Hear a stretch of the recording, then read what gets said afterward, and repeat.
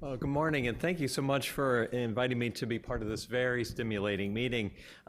When I was asked to talk about science to improve population health as it relates to the area of HIV, I thought maybe what would potentially be helpful would be to take the question backwards and look at one of the biggest areas of change in HIV in the United States over time, and then reflect upon how research may have contributed in some ways to that change.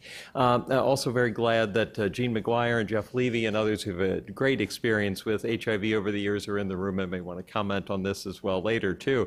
But the big change, I think, in the epidemic that I wanted to reflect on is the HIV incidence curve. So here you see that the cases of HIV infection started in the late 1970s in the US, peaked at about 130,000 or so infections in the mid-1980s, and then declined to about 50,000 or so new infections a year by the early 1990s. And interestingly, have been relatively in that area ever since. And using somewhat different methodology, CDC has estimated for 2007 through 2010, we're still roughly in that 50,000 zone. And CDC has not published any incidence estimates for years past 2010 at this point.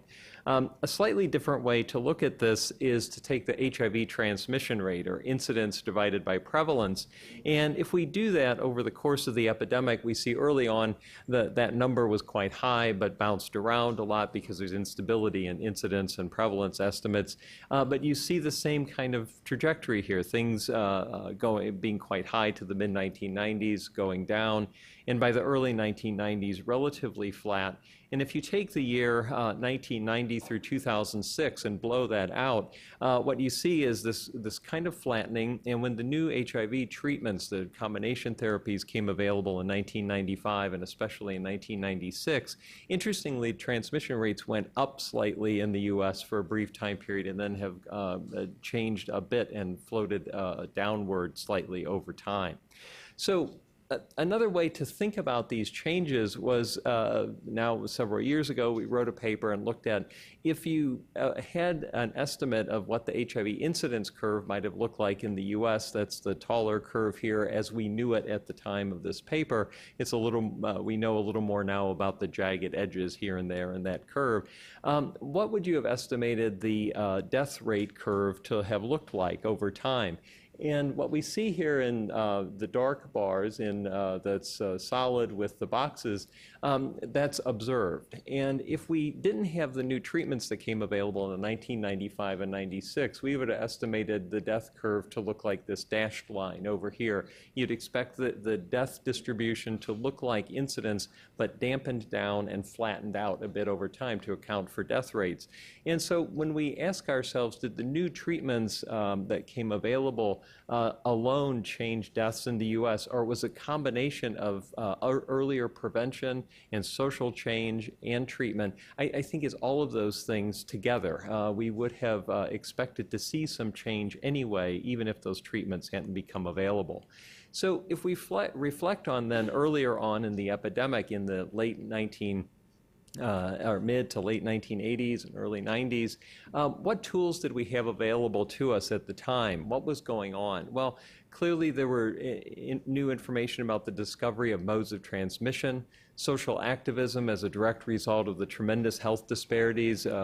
Gay men were heavily impacted by the epidemic, and also the phenomenon of seeing someone and many people so close to people who were working in HIV pass away literally every week and every month, and that very real nature of the epidemic leading to the social activism. Information campaigns, some planned, some not planned, including Dr. Sievert Koop's mailer to all the households in the United States. Behavioral interventions, especially those that promoted condom use, HIV testing coupled with risk reduction counseling, syringe exchange, housing, and I was so thankful that Maya was preceding me on the panel. Otherwise, I would use 3 minutes of my 10 for housing. Maya, there's great literature on housing and HIV, food security and social support, and behavioral factors in care, but keeping in mind that historically in the 80s and early 90s, we had some treatment, but it wasn't sufficiently effective by any stretch. And in the late 90s, the earliest of the treatment regimens were much more complex regimens than we see today. So what kind of research might have led to this big population health change? Well, I think I wanted to highlight a couple of different kinds of research. One was the work that was published in 1984 on behavioral epidemiology of how was HIV transmitted. Up until that point, it wasn't exactly clear how HIV was transmitted, and this line of behavioral epi work really helped everyone understand that HIV was transmitted, at least in major part, by sexual contact, and it really led to the understanding of the behavioral modes of transmission, which really defined then the whole response to HIV in the US. So the behavioral epi piece was incredibly important. Also, CDC keeps track on their website of evidence-based interventions, and these interventions, now there are 84 risk reduction interventions to change HIV risk behavior that meet CDC's criteria of being labeled an evidence-based intervention, and there's a smaller literature on linkage to care and medication adherence.